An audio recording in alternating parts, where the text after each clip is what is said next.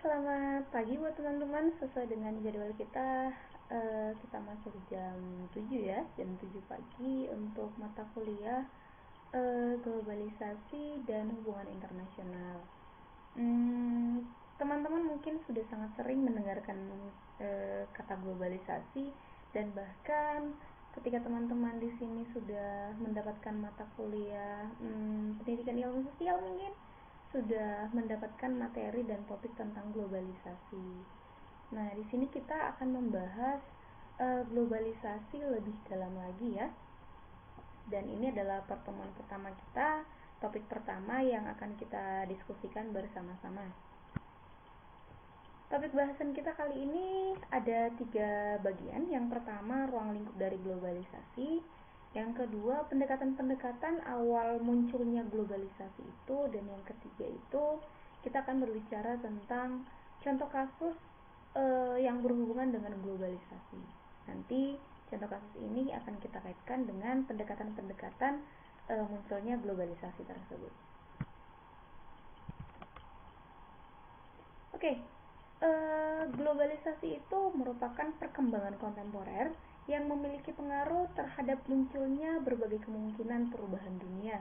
Ya, ini tentu saja sudah sangat sering kita ketahui bahwasanya globalisasi itu adalah sebuah perubahan, dan perubahan itu harus disikapi, dan teman-teman juga sudah tahu globalisasi itu tidak bisa ditolak, karena apabila ditolak, maka suatu negara yang dalam hal ini yang menolak, suatu negara tersebut akan tergilas dari globalisasi tersebut. Bukan hanya saja tertinggal, tetapi tergilas gitu.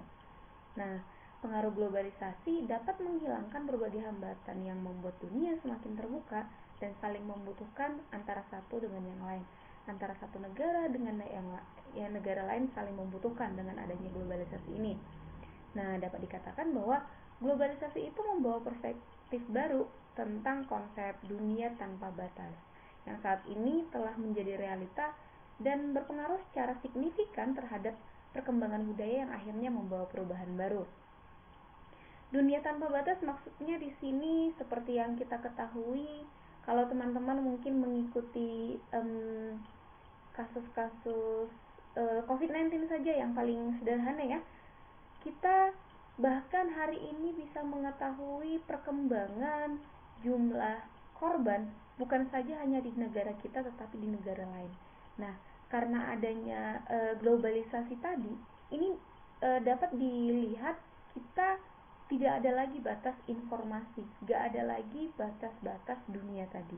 Misalkan informasi hanya ada di Indonesia, ya kecuali itu adalah rahasia negara ya, itu berbeda ceritanya. Tapi untuk konsumsi publik itu sekarang dunia kita sudah tidak ada batas seperti itu ya. Nah, di sini ada beberapa pengertian dan konsepsi yang saya sampaikan di sini. Dari Waters itu mengatakan bahwasanya globalisasi merupakan sebuah proses sosial di mana batas geografis tidak penting terhadap kondisi sosial budaya yang akhirnya menjelma ke dalam kesadaran seseorang. Artinya batas-batas wilayah atau daratan, misalkan di Indonesia yang daratannya kepulauan saja, itu tidak terlalu berpengaruh dengan adanya perubahan-perubahan sosial budaya seperti itu. Jadi yang akhirnya menjelma ke dalam kesadaran seseorang. Jadi tidak mempermasalahkan daratan atau wilayah geografis seperti itu. Yang kedua, Giddens juga mengatakan bahwasanya globalisasi adalah adanya saling ketergantungan antara satu bangsa dengan bangsa lain, antara satu manusia dengan manusia lain. Misalkan nih melalui perdagangan, perjalanan, pariwisata, budaya, informasi, dan interaksi yang luas sehingga batas-batas negara menjadi sempit seperti itu. Nah, ketergantungan di sini misalnya yang paling gampang kita ketahui apa ya? Misalnya perdagangan.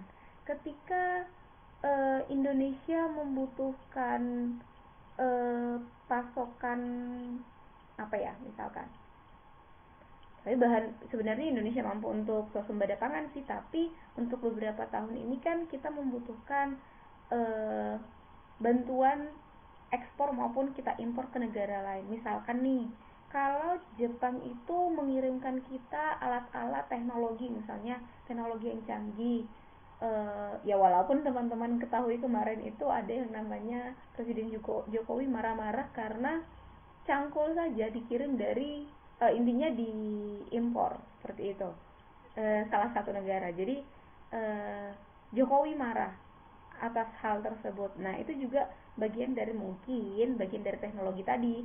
Mungkin kita mengirimkan beras ketika masa Orde Baru, ya Indonesia cukup mampu untuk mengekspor beras saking melimpahnya beras yang dimiliki. Jadi ketika negara Jepang mengirimkan teknologinya ke kita, dan kita juga mampu untuk mengirimkan beras misalkan dalam hal ini.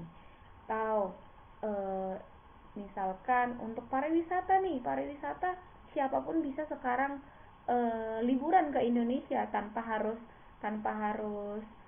langsung datang on the spot atau langsung booking hotel langsung di lokasi. Kan sekarang sudah ada yang namanya teknologi. Kita sudah bisa atur flight kita kapan, sampai di Indonesia hari apa, dan untuk berapa lama, seperti itu. Kita tidak harus langsung ke lokasi lagi kan untuk booking seperti itu. Makanya dikatakan globalisasi itu terbuka sekali jadinya. Maksudnya ada saling ketergantungan juga ya pada akhirnya. Misalkan contoh yang tadi yang saya bilang, ekspor maupun impor. Nah, selanjutnya Skoll juga melihat beberapa definisi yang dimaksud dengan globalisasi itu ada 5. Dia melihat definisinya. Misalnya dari sisi internasionalisasi, dia mengatakan bahwasanya globalisasi itu sebagai meningkatnya aktivitas hubungan internasional, walaupun masing-masing negara masih mempertahankan identitasnya, namun menjadi semakin tergantung antara satu dengan yang lain. Makanya nanti setelah kita membahas globalisasi secara keseluruhan, kita akan masuk ke pokok bahasan hubungan internasional. Scott melihat bahwasanya globalisasi itu adalah meningkatnya aktivitas hubungan internasional, yaitu baik itu hubungan antara negara dengan negara, individu dengan negara, maupun organisasi-organisasi internasional, seperti itu. Ya. Nah, untuk Scott juga mengatakan pengertian dari globalisasi itu jika dilihat dari liberalisasi, bahwasanya globalisasi itu juga diartikan sebagai semakin berkurangnya batas-batas sebuah negara. Misalkan nih, masalah harga ekspor dan impor, lalu lintas, devisa dan migrasi. Ekspor dan impor ini kan sekarang bukan saja hanya suatu negara harus badan yang besar melakukan. Teman-teman punya Shopee kan pastinya. Jadi di Shopee saja kan kita sudah bisa melihat produk-produk dari luar negeri, dan itu kan toko-toko kecil malah apabila kita memiliki pelanggan di luar negeri atau kita membeli barang dari luar negeri, itu tidak ada lagi permasalahan dengan batas negara tadi. Malah justru sekarang teman-teman kalau semisal belanja dari luar negeri justru lebih cepat ya daripada yang dari lokal, terkadang seperti itu ya. Yang berikutnya, dia juga melihat dari sisi universalisasi, di mana semakin luasnya penyebaran material dan imaterial ke seluruh dunia. Hal ini juga diartikan sebagai globalisasi. Pengalaman di suatu tempat menjadi pengalaman di seluruh dunia. Semisal ketika terjadinya suatu peristiwa kalau teman-teman ikutin 9/11 itu kasus ya masih simpang siur sih, pesawat yang jatuh dan menabrak Hotel J.W. Marriott di USA gitu, di New York. Nah, itu dikatakan sebagai upaya terorisme. Jadi hampir seluruh dunia merasa was-was, membuat kejadian yang di WTC ya, bukan J.W. Marriott, WTC tadi yang 9/11 itu menjadikan sebuah pelajaran dan pengalaman di negara-negaranya. Bahkan kemarin adanya memperketat teman-teman kita yang beragama muslim karena adanya stereotip atau prasangka buruk atau labeling kepada teman-teman yang beragama Islam adalah salah satu bagian dari kelompok teroris tadi. Nah, itu menjadikan pengalaman sejak terjadinya 9/11 menjadikan negara-negara lain menjadikan kejadian tersebut menjadi sebuah pengalaman di negaranya. Yang keempat itu westernisasi, di mana westernisasi teman-teman udah sering dengar ya. Western berarti budaya barat. Westernisasi itu merupakan sebuah bentuk dari universalisasi di mana makin luasnya penyebaran budaya dan cara berpikir sehingga berpengaruh secara global. Nah, budaya ini juga sudah sangat populer pada masanya seperti itu. Sekarang Indonesia mungkin kenanya jadi ke K-pop ya, bukan ke western.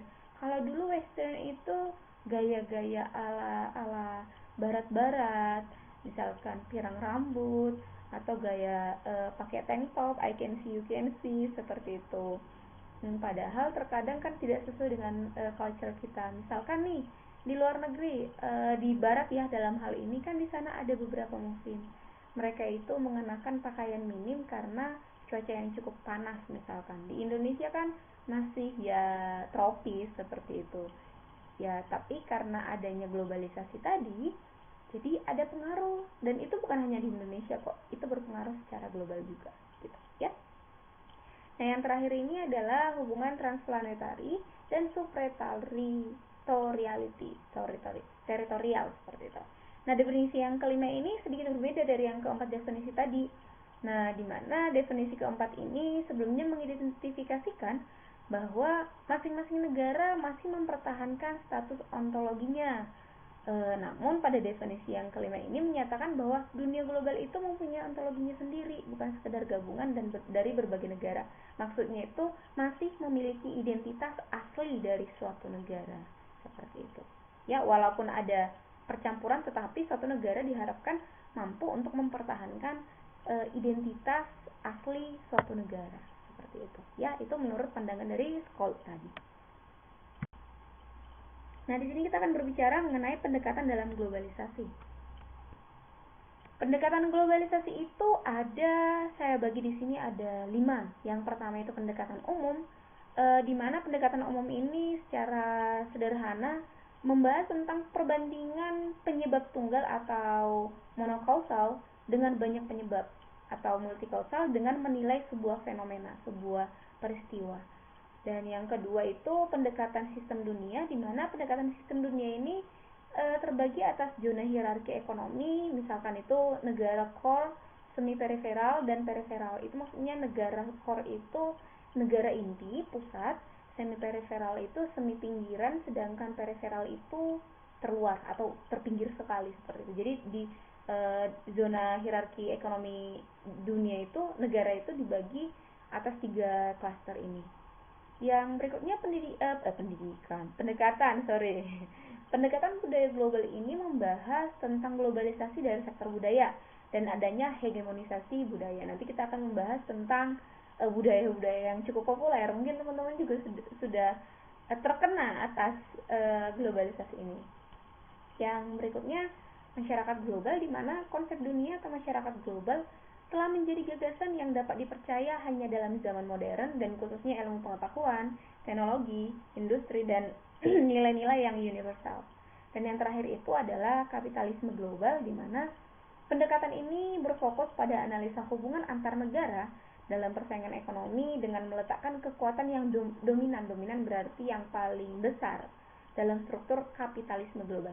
Teman-teman sudah tahu kan pengertian dari kapitalis itu artinya bagaimana? Kapitalis itu contoh negara yang paling sederhana itu adalah Amerika. Kapital, ya pusat, iya setiap setiap individu mampu untuk bebas untuk memiliki modal seperti itu. Mungkin teman-teman juga sudah belajar waktu mata kuliah Pancasila, itu sudah ada ya ideologi ya. Oke.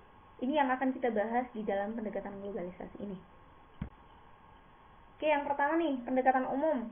Di mana pendekatan umum dalam studi globalisasi ini adalah membandingkan penjelasan antara penyebab tunggal tadi dan penyebab yang banyak dari suatu fenomena.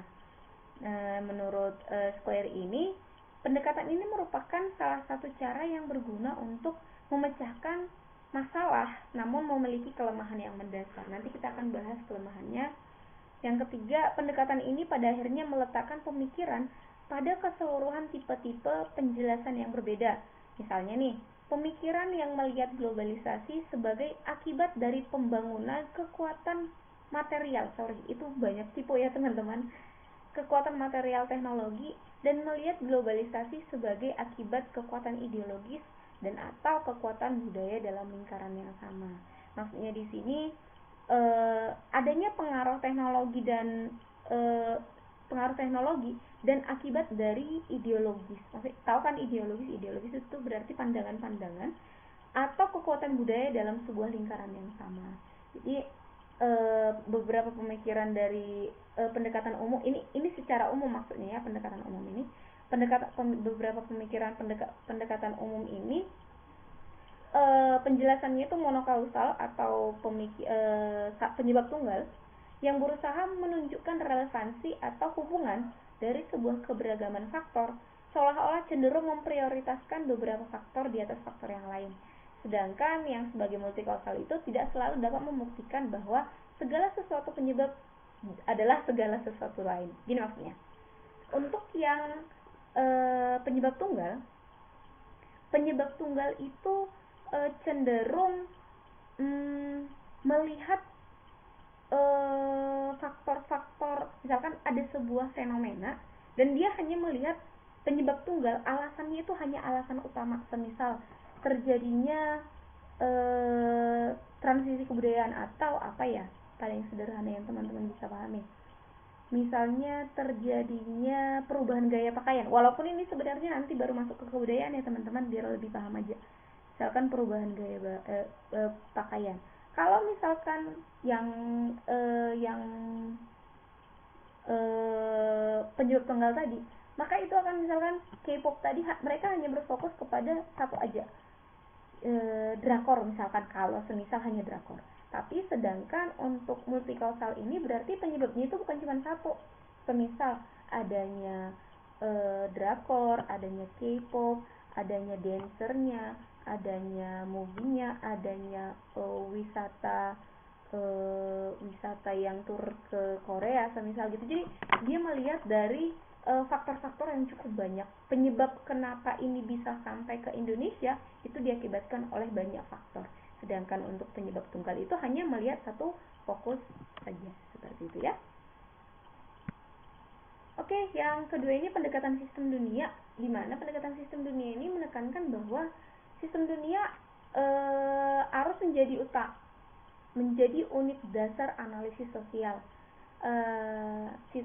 Sistem dunia ya, saya banyak tipe ini kayaknya. Sistem dunia ini mengacu pada pembagian kerja internasional yang membagi dunia itu menjadi negara inti, negara semi pinggiran, dan negara pinggiran, seperti yang saya jelaskan tadi. Negara inti ini fokus pada keterampilan yang lebih tinggi, produksi produksi untuk pasar modal, dan seluruh dunia berfokus pada rendahnya keterampilan produksi padat karya dan ekstraksi bahan baku. Ini terus memperkuat dominasi negara-negara inti. Kalau semisal kita andaikan dengan kondisi negara hari ini, maka maka negara inti ini adalah negara-negara maju, seperti itu.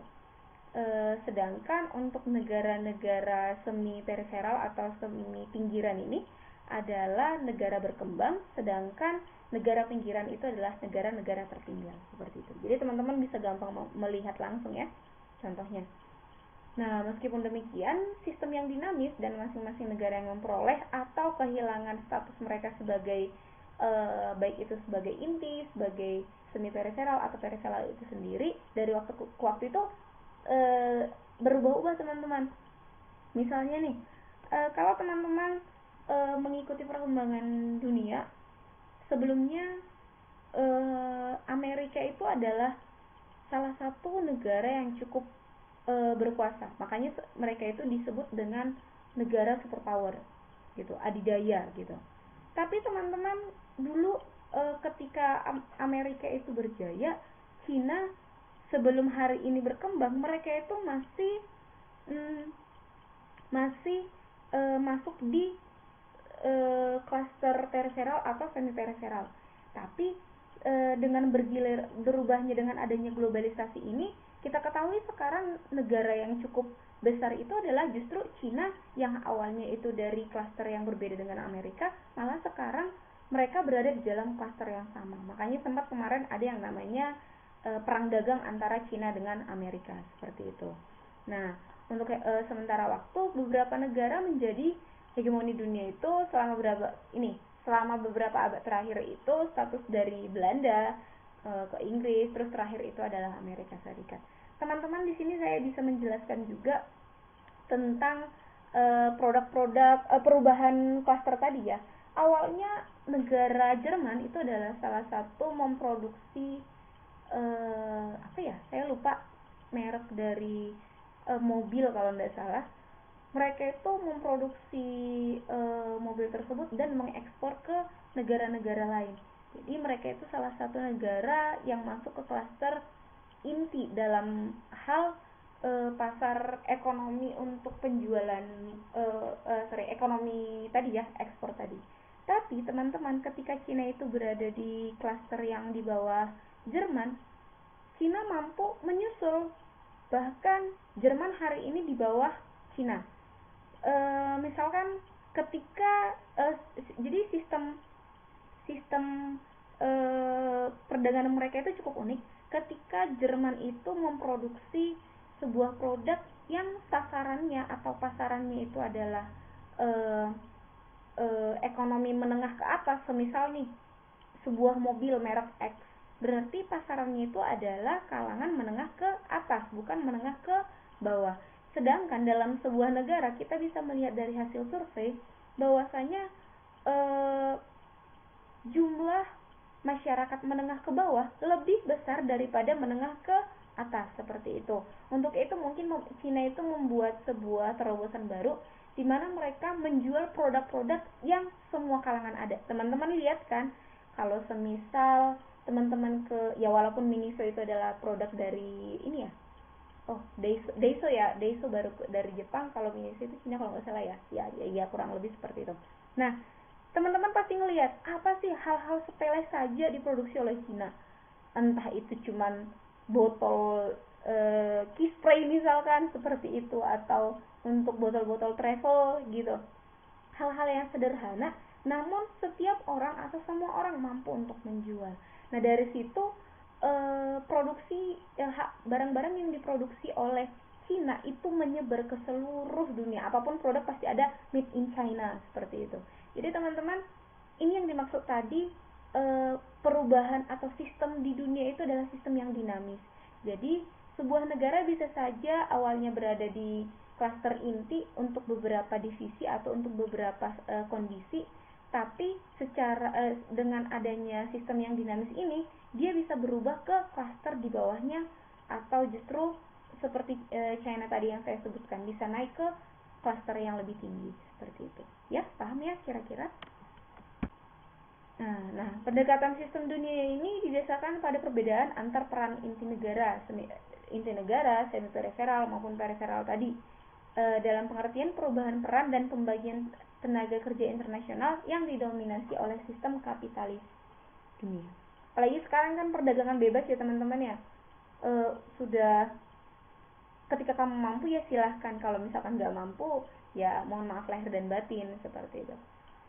Terus sistem dunia sebagai model dalam penelitian ilmu diilhami oleh salah satu tokoh, yaitu Emanuel Wallerstein, yang dikembangkan dalam skala yang luas dan secara berkala dalam kumpulan literatur sejak 1970-an, di mana pendekatan ini tidak seperti pendekatan lain yang akan didiskusikan.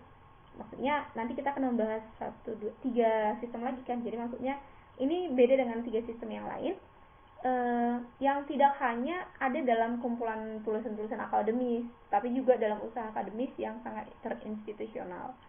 Meskipun pendekatan sistem dunia ini merupakan salah satu pendekatan yang cukup berguna dalam mengkaji globalisasi, namun pendekatan ini tidak membuat perbedaan yang jelas dari dimensi global sebagai bagian dari fokus internasional yang selalu mereka tekankan.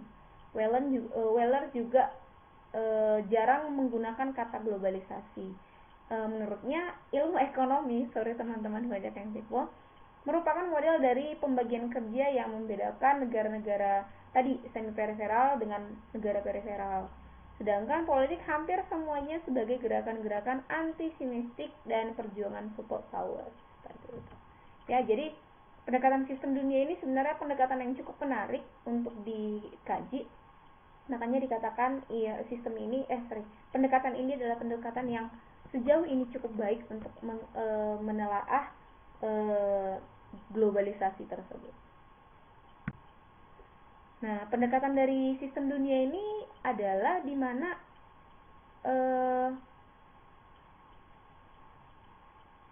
ini pendekatan dari kelemahan pendekatan sistem dunia ini hampir sama dengan pendekatan lain juga untuk beberapa hal-hal tertentu yang dimana menekankan pada proses globalisasi dan kurang memberikan perhatian dimensi yang lain. Makanya dikatakan walaupun penggunaan namanya sistem dunia, tapi sistem ini atau pendekatan ini tidak mampu untuk mengkaji semua dimensi seperti itu. Hanya satu dimensi saja yang dibahas seperti itu, ya. Oke, selamat pagi buat teman-teman. Sesuai dengan jadwal kita, kita masuk jam 7 ya, jam 7 pagi untuk mata kuliah globalisasi dan hubungan internasional.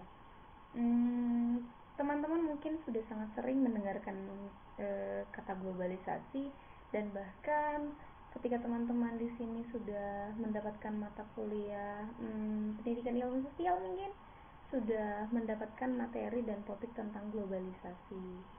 Nah, di sini kita akan membahas globalisasi lebih dalam lagi ya. Dan ini adalah pertemuan pertama kita, topik pertama yang akan kita diskusikan bersama-sama.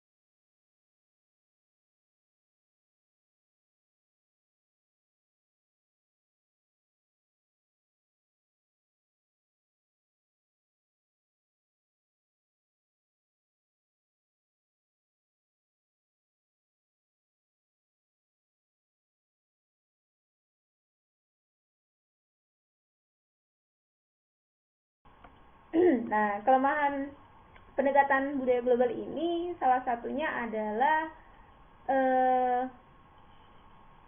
bahwa budaya global itu merupakan sesuatu yang problematis, apakah sebagai realitas, sebagai kemungkinan, atau sebagai sebuah fantasi. Karena budaya itu kan masih bias ya sebenarnya teman-teman. Makanya dikatakan sayangnya pendekatan ini belum mampu untuk melihat secara tegas sebuah fenomena, apakah itu real apakah itu kemungkinan dan fantasi atau yang abstrak seperti itu ya. Nah, yang berikutnya di sini tadi kan tadi budaya global, sekarang kita masuk ke masyarakat global.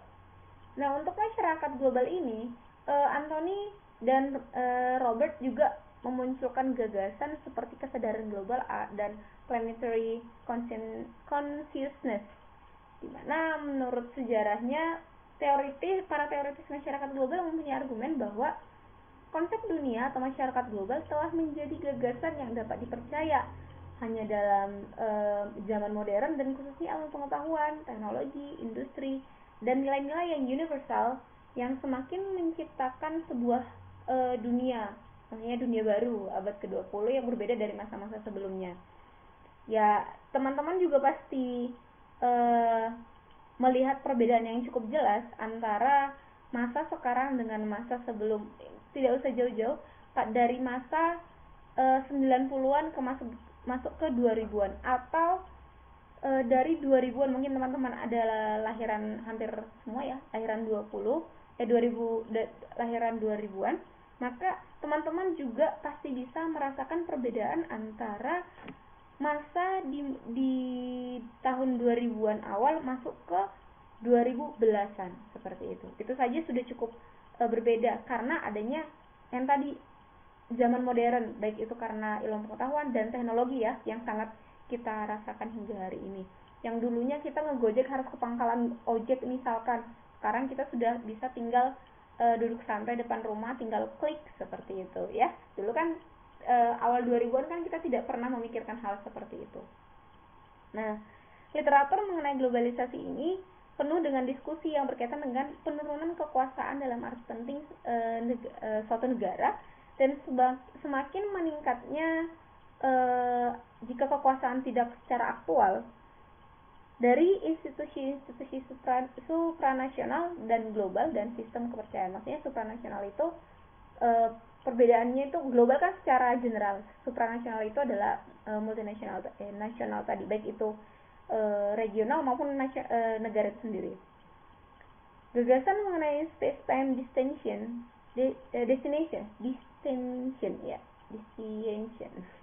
dari Giddens dan time-space compression dari Harvey mengilustrasikan bagaimana proses globalisasi menempatkan, meluaskan, dan memperdalam ruang waktu untuk semua orang di dunia, dan selanjutnya menciptakan kondisi bagi masyarakat global. Tapi sebenarnya teman-teman, aplikasi itu juga salah satu terobosan dari masyarakat global loh teman-teman. Karena kita tidak pernah berpikiran untuk bisa mendapatkan produk dari luar negeri by ourselves, dari kita sendiri, oleh diri sendiri. Misalnya kan itu awalnya pasti ribet ya, pengirimannya bagaimana, malah sekarang kan sudah dipermudah seperti itu. Itu adalah bagian dari masyarakat global ini sendiri, atau pendekatan ini bisa dilihat melalui pendekatan ini maksudnya ya. Nah, kelemahannya juga ada teman-teman. Dimana kritik mendasar menyangkut pendekatan masyarakat global ini adalah bahwa pendekatan ini merupakan pendekatan tipe lagi yang agak provokatif, ketika pendekatan ini secara relatif mudah untuk membuktikan secara empiris dimensi-dimensi objektif dari globalisasi, sambil mereka melibatkan diri dan mayoritas masyarakat dunia tadi. Nah, lebih lanjut, gagasan masyarakat global berdasarkan pada hubungan-hubungan subjektif bagi globalisasi atau planetary consciousness itu dan semacamnya adalah sebagai spekulatif. Bro, katanya untuk pendekatan masyarakat global ini masih cukup spekulatif. Maksudnya teman-teman harus memperhatikan juga, ini kan sebuah pendekatan, berarti hanya sebuah upaya yang dilakukan untuk mengkaji sebuah fenomena. Oke? Jadi harus dipastikan ini teorinya salah enggak, ini hanya sebuah upaya atau sebuah pendekatan yang dilakukan untuk mengkaji sebuah fenomena, ya. Oke, pendekatan kapitalis global. Globalisasi adalah meletakkan kekuatan-kekuatan dominan, ini menurut pendekatan kapitalis global ya, dalam struktur kapitalisme yang lebih mengglobal. Penulis-penulis yang termasuk dalam model pendekatan ini adalah Rawls, Square, Michael, dan juga Robinson. Meskipun masing-masing penulis mengembangkan analisis yang spesifik untuk bidang ini, mereka berusaha untuk menuju ke arah konsep globalisasi yang melibatkan lebih dari hubungan negara bangsa dan menjelaskan yang berpusat pada negara dalam persaingan ekonomi nasional antara satu negara dengan negara lain. Nah, beberapa penulis memfokuskan secara spesifik kapitalisme sebagai suatu sistem sosial yang dapat dianalisis dalam 3 tingkatan. Yang pertama nih, tingkatan yang dinamakan sebagai tingkat logika internal system atau the level of the internal logic of the system, yang diinspirasi dari pemikiran Mas dan Adam Smith. Yang kedua ini tingkat struktural dari sejarah pembangunan atau the structural level of historical development. Dan yang ketiga tingkat spesifik dari pembetulan sosial atau masyarakat atau the level of specific formation or society. Yang pertama itu tingkat logikal itu sebenarnya secara logis, sedangkan yang kedua terstruktur, dan yang ketiga itu hasil dari pembentukan interaksi yang ada di dalam masyarakat, seperti itu ya. Nah, mereka menjelaskan bahwasanya deindustrialisasi di daerah-daerah jantung kapitalis dan transformasi dari negara yang disebut sebagai negara dunia ketiga. Teman-teman silahkan melihat dunia ketiga itu maksudnya di sini adalah kan jantung kapitalis itu yang pusat ya, dunia yang tadi cluster, ingat ya cluster yang tadi, inti, semi periferal dan periferal tadi. Periferal ini yang dimaksud dengan dunia ketiga. Mereka juga berpendapat bahwa globalisasi dari sistem kapitalisme secara mendalam berhubungan dengan krisis yang terjadi pada tahun 1970-an setelahnya, yaitu krisis harga minyak, meningkatnya pengangguran, dan kegelisahan karena pengalaman negara-negara kaya dan membayar negara kesejahteraan mereka ya, tipe saya ini. Nah, kondisi ini pada akhirnya mendorong kedua penulis tersebut untuk membuat kesimpulan bahwa dunia baru berada dalam permulaan era global. Model sistem global didasarkan pada konsep praktik transnasional yang berasal dari aktor-aktor di luar negara ataupun bangsa dan lintas batas negara bangsa. Ini secara dianalisis dibedakan ke dalam 3 wilayah, yaitu wilayah ekonomi, wilayah politik, dan wilayah ideologi budaya. Teman-teman, saya mau nanya dong, kira-kira di antara yang ketiga ini, dalam 3 wilayah ini, wilayah mana yang paling condong atau yang paling berpengaruh dalam globalisasi? Apakah itu wilayah ekonomi, wilayah politik mungkin, atau ideologi budaya? Nanti teman-teman silahkan cantumkan di kolom komentar. Bukan ya. Nanti silahkan teman-teman pikirkan kira-kira globalisasi kita itu yang paling condong yang kita rasakan hari ini wilayah yang mana gitu ya. Yang berikutnya, masing-masing praktik adalah utama tetapi tidak secara eksklusif yang dicirikan oleh sebuah major institution. Korporasi-korporasi transnasional atau TNC adalah institusi yang paling penting dalam praktik ekonomi transnasional. Transnasional berarti artinya antar negara ya, bukan hanya dalam satu negara tersebut. Sedangkan transnasional capitalist class atau TCC untuk transnasional politik. Yang tadi TNC itu untuk ekonomi, sedangkan ini adalah untuk politik dan ideologi. Konsumerisme untuk praktik transnasional ideologi budaya. Jadi yang ketiga wilayah tadi, untuk wilayah ekonomi itu disebut dengan korporasi, tahu kan, perusahaan-perusahaan teman-teman, TNC. Sedangkan untuk TCC itu untuk politik dan ideologi budaya. Agenda penelitian dari teori ini dihubungkan dengan TNC, TCC, dan ideologi konsumerisme beroperasi dalam rangka melakukan transformasi dunia sebagai proyek kapitalis global.